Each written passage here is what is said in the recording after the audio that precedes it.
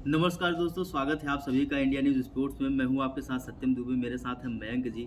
हम बात करेंगे आईपीएल के इस सीजन के 17वें मुकाबले की, जो बुधवार को खेला जाने वाला है चेन्नई सुपर किंग्स और राजस्थान रॉयल्स के बीच। तो निश्चित तौर पर चेन्नई सुपर किंग्स का सफर बहुत ही अच्छे तरीके से चल रहा है। राजस्थान रॉयल्स भी अपने लय में है। जिस तरीके से सीएसके के लिए अजिंक्य रहाणे ने बल्लेबाजी की पिछले मुकाबले में, उसको देखकर एक बहुत बड़ा एडवांटेज होगा सीएसके के लिए जीत की ओर एक कदम आगे बढ़ने के लिए। तो मैन, सबसे बड़ी बात यह है कि हम आपसे प्रोबेबल 11 के साथ साथ हेड टू हेड की भी बात करेंगे और जिस तरीके से दोनों टीमें आमने सामने भी हुई हैं उसके विषय में बातचीत करेंगे। तो आप लोगों से हम लोग भी जानना चाहेंगे। कमेंट के माध्यम से आप लोग बताइएगा कि आप लोगों को क्या लगता है इस मुकाबले को लेकर। तो जिस तरीके से मैम दोनों टीमों का अब तक का रिकॉर्ड रहा है कि दोनों टीमें 27 बार आमने सामने हुई हैं, जिसमें 15 बार जो है चेन्नई सुपर किंग्स जीतने में सफल हुई है, जबकि 12 बार राजस्थान रॉयल्स। तो निश्चित तौर पर तीन मुकाबले ही ज्यादा, लेकिन सीएसके राजस्थान से आगे है। और इस अभी तक के सीजन को देखें तो मुझे ऐसा लगता है कि चेन्नई सुपर किंग्स और राजस्थान रॉयल्स में बेहतर टक्कर होता हुआ नजर आएगा इस मुकाबले में। जी बिल्कुल, जिस तरह का परफॉर्मेंस दोनों टीमें कर रही हैं, दोनों ही टीमें अपना आखिरी मैच जीत के यहाँ पर आ रही हैं। चेन्नई सुपर किंग्स ने मुंबई इंडियंस को बड़ी अच्छे से पछाड़ दी थी। हाँ, और उसके बाद अगर बात करें, उसी दिन ये मैच हुआ था जब राजस्थान रॉयल्स ने दिल्ली कैपिटल्स को मात दी थी बुरी तरह से। तो कहीं ना कहीं दोनों टीमों का आत्मविश्वास बहुत अच्छा हुआ।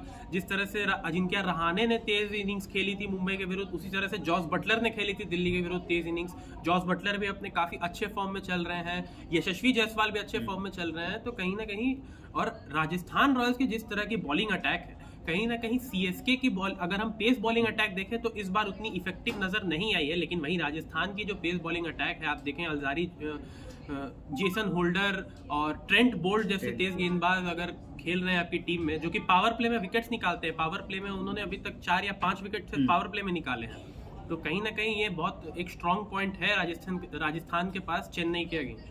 देखिए, सबसे बड़ी बात यह है कि चेन्नई सुपर किंग्स और राजस्थान रॉयल्स अपना पिछला मुकाबला जीत कर आ रही है। तो इससे अनुमान लगाना थोड़ा सा कठिन हो जाएगा कि किस टीम का पलड़ा भारी है।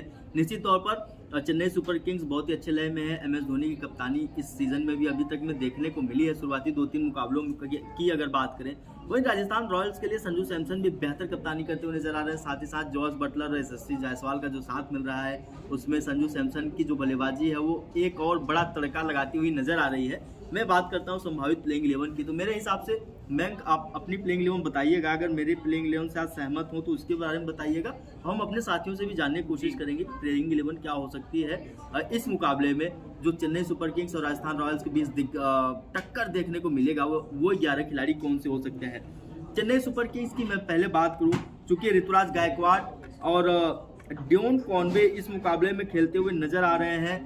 इसके बाद अजिंक्य रहाणे। तो मेरे हिसाब से ऋतुराज गायकवाड़ और डेवन कॉनवे को ओपनिंग करनी चाहिए। अगर अजिंक्य रहाणे है तो नंबर 4 पर भी खेल सकते हैं मयंक, और नंबर 3 पर भी वो खेल सकते हैं निश्चित तौर पर जिस लय में है। तो अजिंक्य रहाणे एक ऐसा बल्लेबाज जो निश्चित तौर पर करियर खत्म होने के बाद वापसी करता हुआ नजर आ रहा है। 61 रनों की पारी खेलकर सीएसके को जीत दिला रहा है। तो निश्चित तौर पर उनको टीम में होना जरूरी है। उसके बाद मोइन अली, रविंद्र जडेजा, शिवम दुबे, मिचेल सेंटनर, मंगला, इसके अलावा एमएस धोनी, राजवर्धन हैंगरकेर और तुषार देशपांडे। मेरे हिसाब से चेन्नई सुपर किंग्स की प्लेइंग 11 होनी चाहिए। जबकि मैं राजस्थान रॉयल्स की बात करूं, Yashasvi Jaiswal, Riyan Parag, Shimron Hetmyer, Ravichandran Ashwin, Jason Holder, Jos Buttler, Sanju Samson, डेरोल जुरेल, ट्रेंट बोल्ट, युजवेंद्र चहल और संदीप शर्मा। मेरे हिसाब से ये प्लेइंग 11 राजस्थान रॉयल्स की होनी चाहिए। देखना यह है कि इन दोनों 22 खिलाड़ियों में, क्या जो कल प्लेइंग 11 तय होगी उनमें इन खिलाड़ियों हूबहू यही खिलाड़ी होते हैं या कोई बदलाव होता हुआ नजर आ रहा है। खैर, मैं एक चीज और भी है, जब से इम्पैक्ट प्लेयर रूल आया है, निश्चित तौर पर आप देख रहे होंगे प्लेइंग 11 में थोड़ा सा बदलाव तो नजर आता है कि आप कुछ अनुमान लगाइए, लेकिन जिस प्लेयर को आप प्लेइंग 11 में रखिए, कहीं ना कहीं वो इम्पैक्ट प्लेयर के तौर पर टीम में शामिल हो जा रहा है। जी, कहीं ना कहीं इसमें टॉस का भी एक बड़ा योगदान है कि टॉस जीतकर जो टीम पहले गेंदबाजी करेगी या बल्लेबाजी करेगी, उस हिसाब से अब कप्तान जो है वो प्लेइंग 11 डिसाइड करते हैं। जैसे अगर टॉस जीतकर आपकी टीम पहले बल्लेबाजी कर रही है तो आप एक एक्स्ट्रा बैट्समैन खिला लेते हैं अपने साथ, और उसे फिर सब्स्टिट्यूट करके बॉलिंग के टाइम एक बॉलर ले आते हैं। तो इस तरह से इम्पैक्ट प्लेयर का जो है वो यूज हो रहा है। हमने अभी कुछ दिनों पहले देखा केकेआर और गुजरात टाइटंस का जो इतना शानदार मैच हुआ, उसमें Venkatesh Iyer as an impact player आए थे और उन्होंने जो छाप छोड़ी थी, 40 गेंदों में 83 रन बनाए थे उन्होंने। तो इम्पैक्ट प्लेयर अपना अगर इम्पैक्ट दिखा रहा है तो वो बहुत अच्छी बात है। और कहीं ना कहीं इसे एक तरह से सब्स्टिट्यूट की तरह भी यूज किया जा रहा है कि बैटिंग अगर आप पहले कर रहे हैं तो बैटिंग में एक डेप्थ आ जाती है अगर आप एक एक्स्ट्रा बैट्समैन खिलाते हैं तो, और फिर आप उसे सब्स्टिट्यूट करके एक बॉलर ले आते हैं तो आपके पास बॉलिंग अटैक भी बिल्कुल 5-6 बॉलर आप खिला लेते हैं। तो एक फायदेमंद चीज है इम्पैक्ट प्लेयर की, लेकिन अभी तक इम्पैक्ट प्लेयर्स ने जितना इम्पैक्ट दिखाया है, कुछ चंद प्लेयर्स को छोड़ के ज्यादा इम्पैक्ट प्लेयर का कोई फायदा हुआ नहीं है दोनों ही टीमों को अगर हम बात करें तो।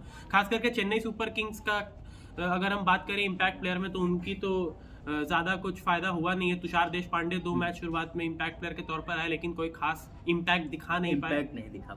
निश्चित तौर पर देखिए MS चिदम्बरम स्टेडियम में यह मुकाबला खेला जाने वाला है। मैं थोड़ी सी पिच की भी बात कर लूँ मैं, निश्चित तौर पर ये पिच जो है बल्लेबाजों को मदद करती हुई नजर आती है, थोड़ा सा पिच में बदलाव नजर आता है। यहाँ के जो आंकड़े हैं, अभी तक 6 मुकाबले खेले जा चुके हैं T20 के, जिसमें से पहले बल्लेबाजी करती हुई 5 बार की टीम जीती है, जबकि बाद में पहले बॉलिंग करती हुई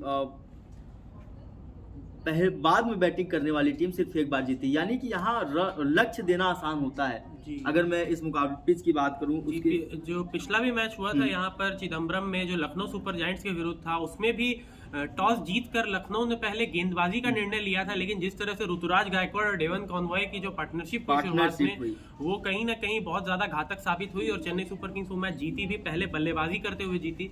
तो मुझे लगता है आज इस ट्रेंड को हटा के कि टॉस जीतकर सारे कप्तान पहले गेंदबाजी ले रहे हैं, मुझे लगता है अगर आज MS धोनी भी टॉस जीतते हैं तो उनको पहले बल्लेबाजी करने का निर्णय लेना चाहिए। वहीं अगर संजू सैमसन भी टॉस जीतते हैं तो उन्हें बल्लेबाजी का निर्णय लेना चाहिए, क्योंकि आप पूरे सीजन आप एक ट्रेंड को फॉलो करते हुए नहीं जा सकते हो। आपको पिच को भी देखना पड़ेगा कि वो पिच कैसे काम करती है, किस तरह के कंडीशंस में किस तरह की टॉस जीत के आपको डिसीजन लेना चाहिए, ये भी देखना होगा।